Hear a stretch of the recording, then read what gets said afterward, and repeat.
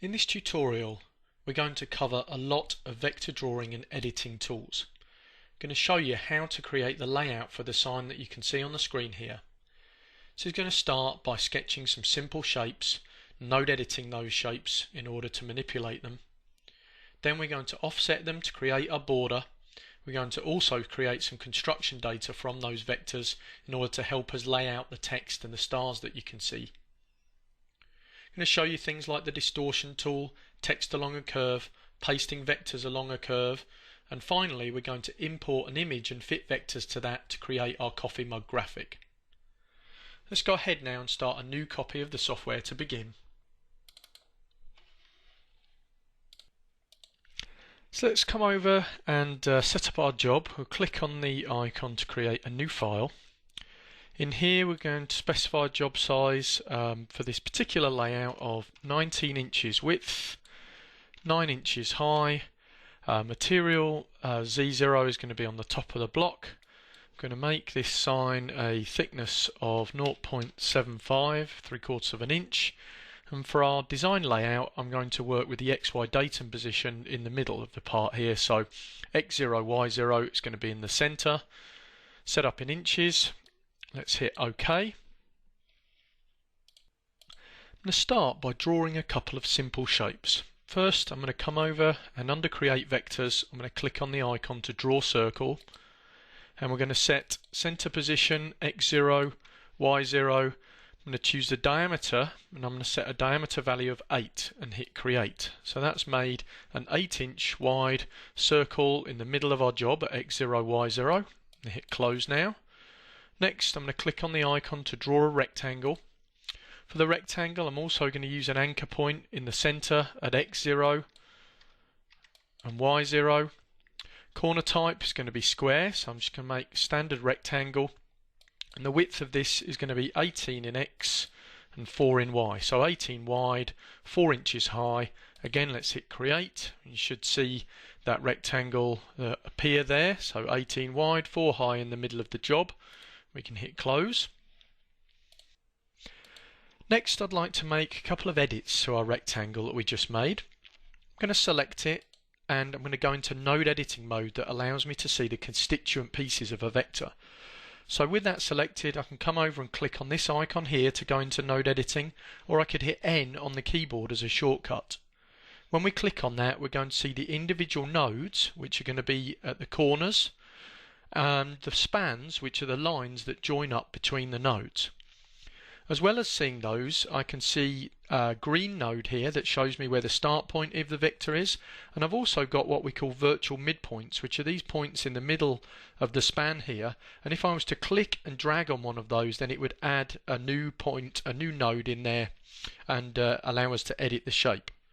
Here what I want to do is take advantage of those virtual midpoints in order to import a point exactly halfway along and then to edit its position.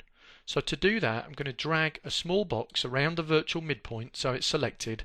I'm going to right mouse click on it and I'm going to choose the option to insert a point. Then I'm going to right mouse click over the node and go down to Properties.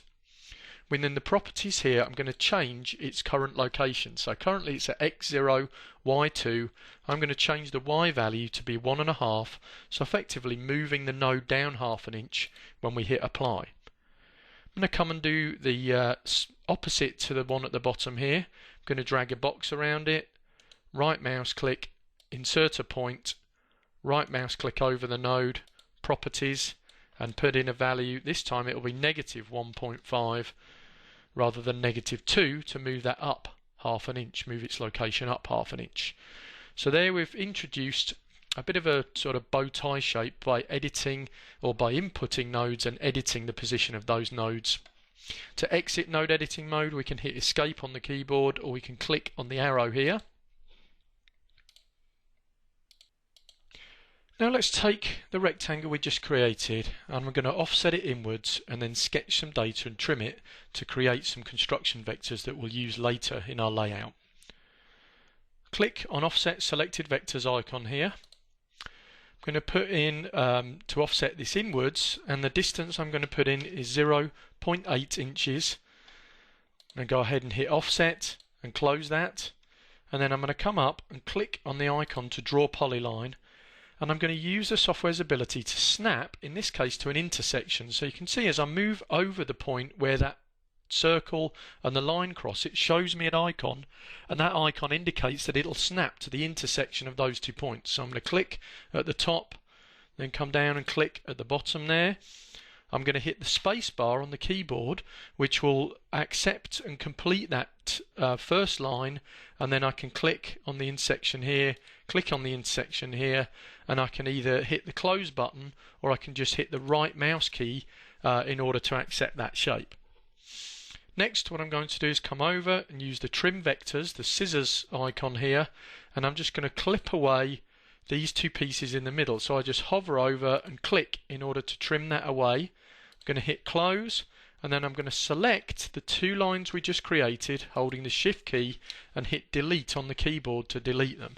So I just created those lines temporarily so I could use them as basically construction geometry in order to snip my lines back to, and now I've deleted them because we don't need them anymore. Next, I'm going to take this vector here, the circle, and I'm going to hit offset selected vectors. This time I want to offset this inwards by a distance of 1.1. I'm going to hit offset, close. I'm going to come back to the trim vectors tool, the scissors, and this time I'd like to trim away these bits here. So click, hover over it so the scissors open, and then click and close. As you're creating designs within the software, sometimes it can be advantageous to use the layers to help you keep that data organised. In this case, I've just created some vectors that are essentially just going to be construction vectors as we lay out the rest of our part. That's this one here, this one, and this one, and I've just selected those by holding the shift key down and clicking on each. So rather than keep those on the same layer as this other data, it could be beneficial for me to move that onto a layer. We'll call that layer construction, and then we can switch that on and off as we need it. So I'm going to right mouse click, I'm going to choose the option to move to layer, I'm going to say new layer, and we'll call this layer construction. I'm going to currently make that layer invisible, and I'm going to make it inactive, so neither of these boxes are going to be checked. When I hit OK, I'll see those vectors disappear, and that's because they've gone onto a layer which is not visible. If we wanted to, we could click on the down arrow here, and we can see the construction layer in the list, and I can switch the visibility of that on and off using the light bulb there. At the moment, we'll leave it off. I'm going to make sure layer 1 is still my selected layer, so that that's currently active. Next, I'm going to take my 2 vectors that are on that layer, and I'm going to hold the shift key down, select those, come over, and I'm going to weld them together. There are various options in the software for joining vectors like this. In this case, we're going to weld them and keep the outline. We can also subtract and also create the union of those 2 vectors. So in this case, we'll click on the icon to weld selected vectors, and that's just going to get rid of the pieces inside and effectively leave me with the silhouette of the 2 vectors that I had selected in this case. So at this point, it would probably make sense for me to give this layer a more sensible name. So we can click on the down arrow for the list, click on the name layer 1, and I'm going to call that outline vector. Hit close. And I'm going to take that vector and actually make a couple of offsets, and then we'll switch that particular layer off and work on the text. So with that vector selected, I'm going to hit the offset selected vectors command. I'm going to go inwards. I'm going to offset this by a distance of 0.2. Make sure create sharp corners is checked, and make sure select new is checked. That means that when we hit offset, that the newly offset vector will be selected. That means that I could put in another value now to offset that again if I want. So here I'm going to put in a distance of 0.1, so that'll take the newly offset vector and offset that again by that distance we've just entered. I'm going to hit close on the offset form there. At this point I've got my outline, so I'm going to come up to the layer list, and I'm going to switch on the construction layer.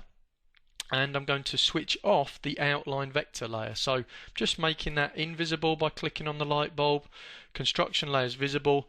You'll see when I make the outline vector layer invisible that the name turns red. That's because that is the active layer. When I switch off the visibility of the active layer, the software will show me that in red, and that's because typically you would like to select a layer to be active that is currently visible. So I'm going to select the construction layer, and now whatever new data we create would be created on the construction layer. However, I don't actually want to create my data on that layer. I would like to use the information on that layer to help me, but I'd like to create a new layer. So I'm going to click on the button to add new layer, and I'm going to add a layer called text and go ahead and hit close. So now I've added that. It's bold, which shows me that that is the active layer. However, I've still got the data for the construction layer switched on.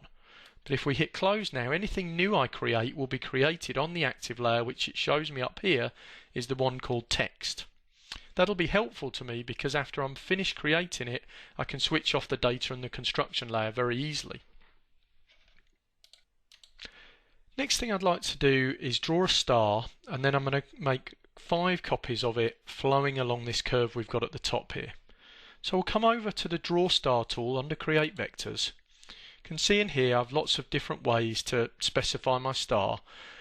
We could just click and then drag in order to draw the star, or we can type in specific values if we want. For instance, I could put in center position 0, 0, outer radius 0.5, and in this case I'm going to use a special value for the percentage here, which will give me a nice straight edged 5-pointed star. So if I put in 38.2% and hit apply, we can see that's created what we'd sort of consider to be a typical 5-pointed star with a nice straight edge across the horizontal there. So I'm happy with that. I'm going to hit close. Let's click on zoom to fit, and now what we want to do is take our star.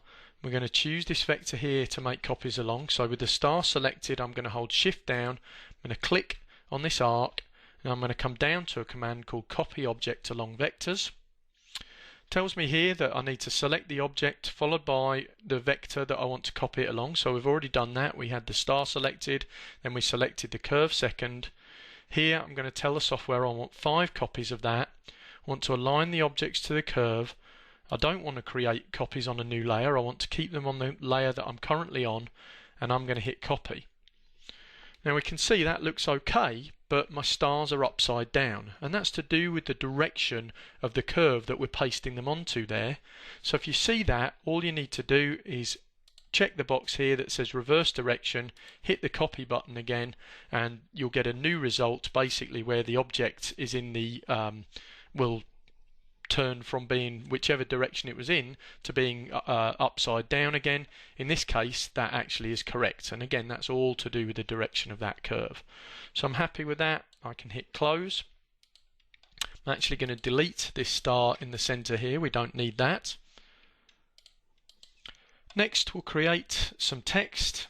Come over, click on the icon to draw text. I'm going to type in 5 and then hit enter. So I'm on a new line, star, hit enter, and then coffee, all on a new line there. I'm going to choose from the font list Times New Roman. I'm going to make it bold. I'm going to put in a text height of 0.8 and hit apply in order to create my text. Now I'm going to hit close, and then with that text selected I'm going to right mouse click in the window here and say break text block into lines, and that will divide it up. So instead of one block of text I've got a separate block for each line that we created there. And I'm just going to click on the words, click on them again to go into transform mode, hover over the center, click and drag. Coffee here, we'll click again to go into transform. I'm just going to drag that down out the way here. To exit out of transform mode here, you can just click into the white space, or you can hit escape on the keyboard. Next I'm going to take the word coffee here and fit that along this curve. So I'm going to click on this, shift and select my curve. I'm going to come up to wrap text along a curve, and in this case we're going to ask the software to wrap it on the curve. So like the stars we've got here, the line will kind of bisect the lettering there. I'm going to put the text alignment in the middle, align to curve, hit apply. The moment it's going the wrong way, and that again is to do with the direction of the curve that we created. To correct that, when we're using the text on a curve function, we can just check this box here that says text on other side, and now you can see that that's oriented correctly. Next, you can see these letters are quite big for the size of the curve that we've got there, so we're getting a little bit of overlap. So I think I just want to shrink things down a little bit. I can say scale text fit curve, we can shrink that down, and then I can increase the text spacing here in order to generate a bit more space between them. So we can just adjust those values until we're happy with the way that looks. Even after we've adjusted the values within the form here though, we can also close out of this, come up to the edit text spacing and curve function.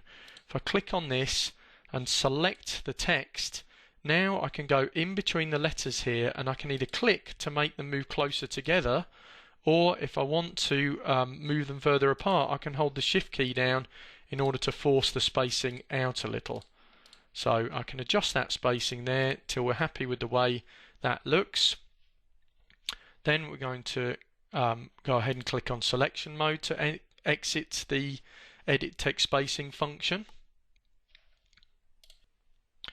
For the next part of our design, I want to take the word 5 and the word star and just distort it to follow the slope of these lines here.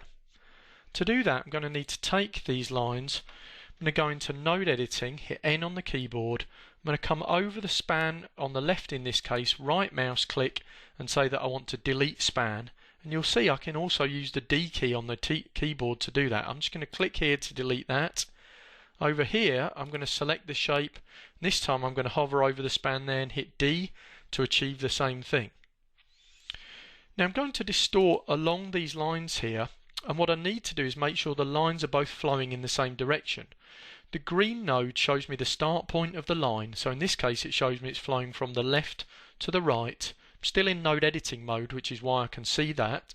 If I click on this one, I can see it's flowing from the right to the left. So what I want to do is right mouse click on this end and say make start point, or P on the keyboard would be the shortcut for that. Over on this side, if I select the top one, I can see that's going from right to left.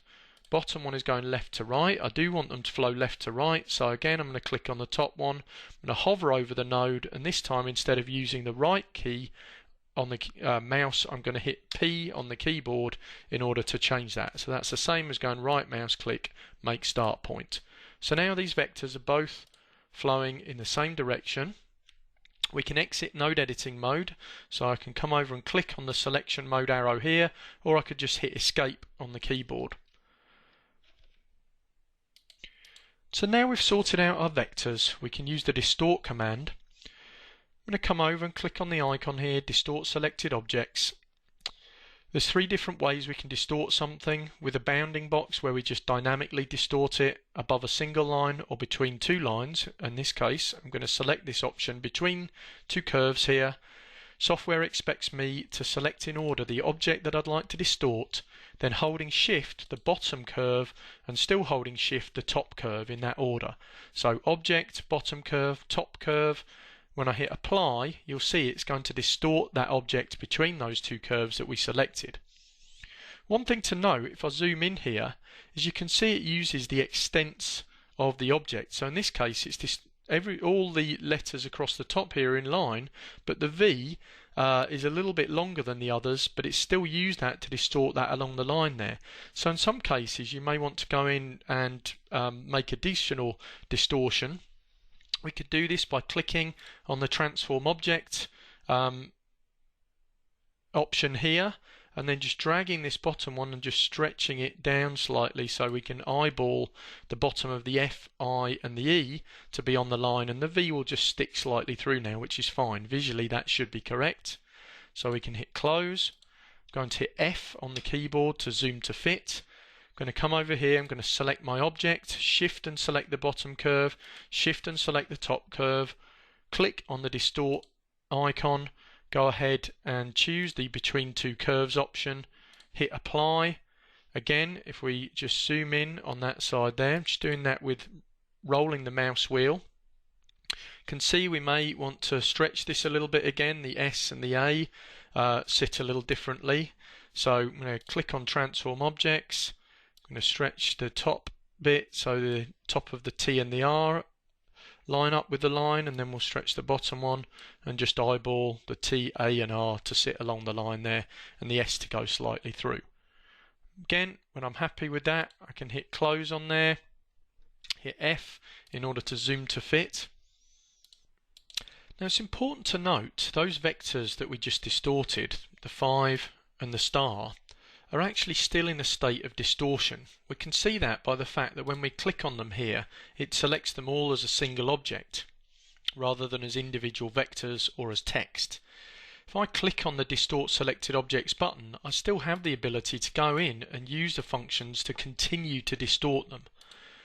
At whatever point I am happy with the distortion and know that I don't need to do any more with it, I should come in here and click on the button to bake distortion, and what that will do is fix the distortion and convert these back to being regular vectors in case I want to do normal editing with them again. So again, it'll stay and understand these as still being objects that have the potential to be distorted until I hit bake. Now it's just made that into standard text. Same with these, I can select these, click on the Bake Distortion button, hit close, and now when I select them, they're just individual text objects. I could go into node editing and I could manually manipulate those again. So I'm happy with the text we've created there and the stars that we copied. So now what we can do is go into our layer manager here, and I can uncheck the construction layer. If you remember, all the lines that we created were on that layer, so that's just made it very easy now for me to undraw those that I no longer need. If we click on the outline vector layer, we can have a look at our overall layout. I'm pretty happy with the way that's looking. What I'd like to do to finish off our design is import an image that I've sketched and fit some vectors to it to make something, a little kind of graphic that'll go in the middle of the sign. So for now I'm just going to undraw all my layers here. I'm going to hit add a new layer, and we'll call this center graphic, and hit close. That's now my active layer. And I'm going to come up and click on the icon here to import a bitmap for tracing. From within the project folder, I'm going to select this little sketch that I made on a post-it note called Coffee Mug-JPEG. So you need to go into the project folder for this project, select the object, hit open, and there you can see that's just imported that. And that was just a very simple quick sketch I've made on a post-it note that I've then just used a regular flatbed scanner to scan and convert to a JPEG. So it's worth noting here that when we import an image, it automatically creates a new layer and places that image on it. If I click on the down arrow from my layers list, we can see this layer here, bitmap layer, that wasn't there before.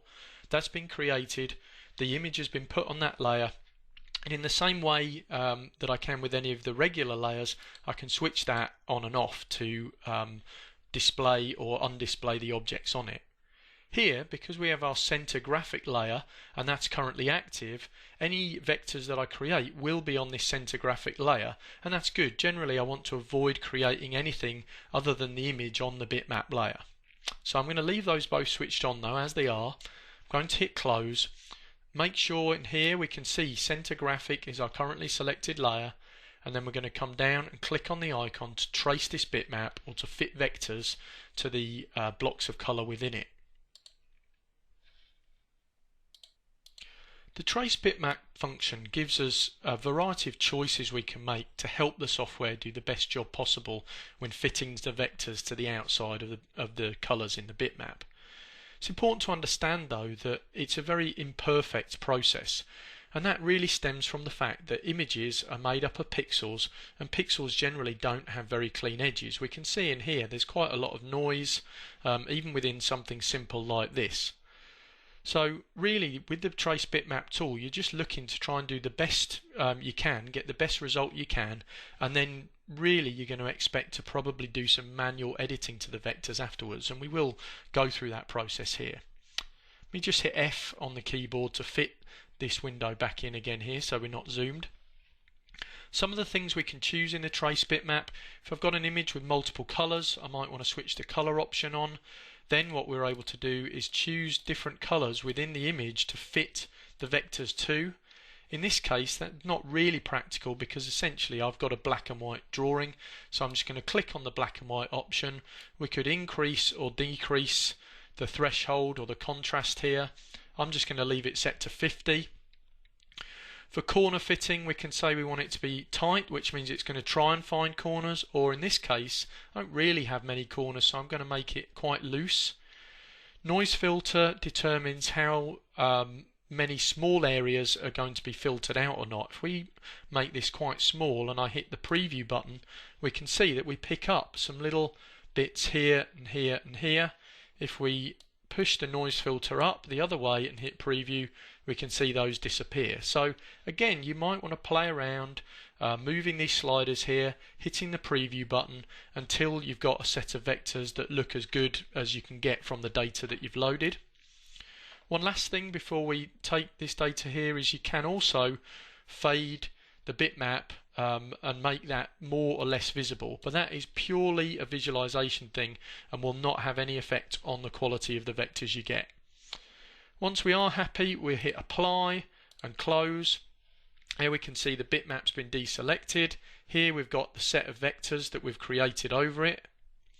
If we wanted to now, if we didn't need that bitmap anymore, we can click on the down arrow for our layers list and we can just click on the light bulb to undraw the bitmap layer. Remember, these vectors were created on my active layer, which was this center graphic layer, and so we'll continue with that as our active layer and make some edits to them now and just clean them up a little. Now, depending on the data, there are different approaches you can take to the edit. In this case, I'm just looking to get a nice, smooth, usable graphic from this image that we've imported. So what I'd probably do is take the risk of losing some of the integrity of the data by smoothing the vectors within it. Smoothing can be done by using the fit curves to vectors command and by just using quite a loose tolerance. So I would just select all these vectors in here, come over, click on the icon to fit curves to selected vectors.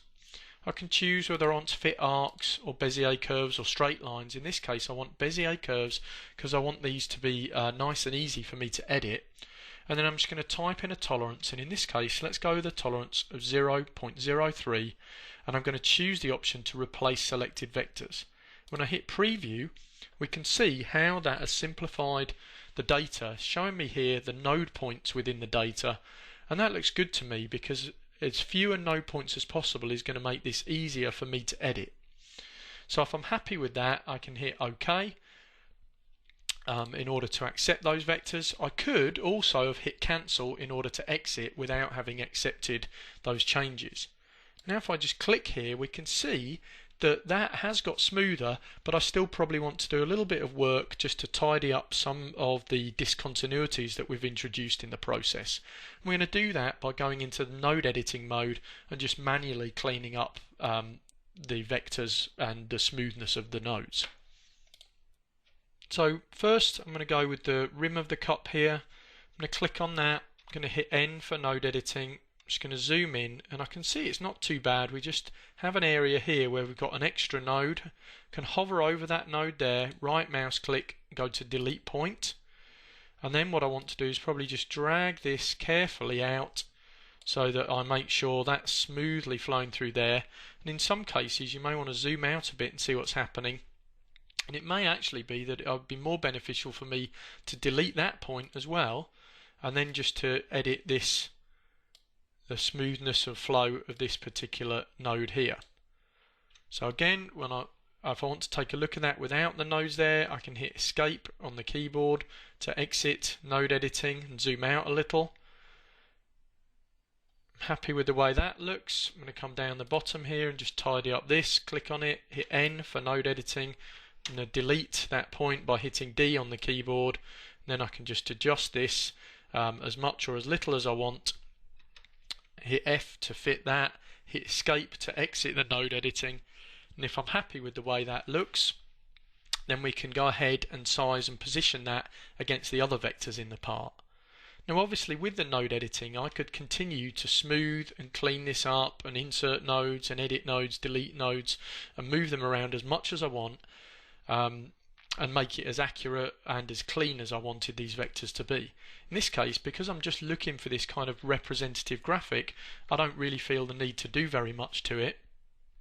Before we switch on our other vectors, it's going to be easier for me to scale and edit this if I can link all these vectors together. So I'm going to do that by dragging a box around them, and then I'm going to group them together. I could use the shortcut key, which is G on the keyboard, or we can come across to the icon to group selected objects. All that's going to do is temporarily keep them within that group, so that if I scale or rotate or move them, they're all going to stay relative to each other. It also makes it easier to select, because when they're not selected I can just click on any one thing within that group in order to pick it up. So let's now switch on our other layers where we have data. I'm going to come to the drop down list for the layers. I'm going to switch the outline vector on, so that's visible. I'm going to switch the text layer on, so that's visible. I'm going to hit close. Now we can select the group that we just created. You can see by grouping it how much easier it is to select that without having to worry about picking up any of the objects it's overlapping with. If I click on it again, I'm going to go into transform mode where I see these additional handles appear. What these handles will let me do is do things like scale this.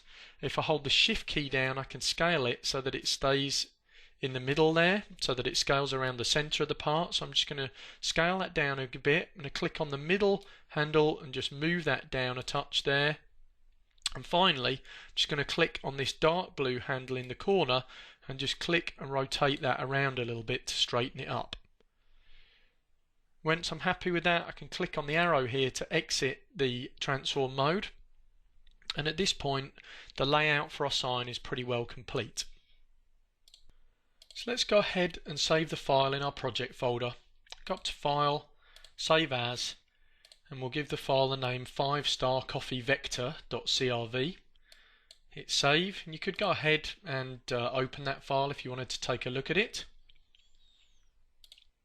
In the companion tutorial to this, we're going to take the data and generate toolpaths on it to show you how you could machine this particular sign.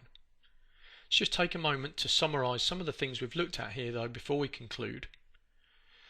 You've seen an example that used many different vector creation and editing techniques. As we went along, we used the layers to help us manage and keep our vectors organized. You've seen lots of different uses of tools for things like the offsetting, going in and out of node editing and transform mode. You've seen specialist tools such as fitting text along a curve and fitting vectors along a curve. You've seen how to use the distortion in order to edit vectors to fit within pairs of lines. Ultimately, we ended up importing an image that we'd scanned and show you how you can fit vectors to that and then finally edit those, and that finished off our particular layout. That concludes this tutorial.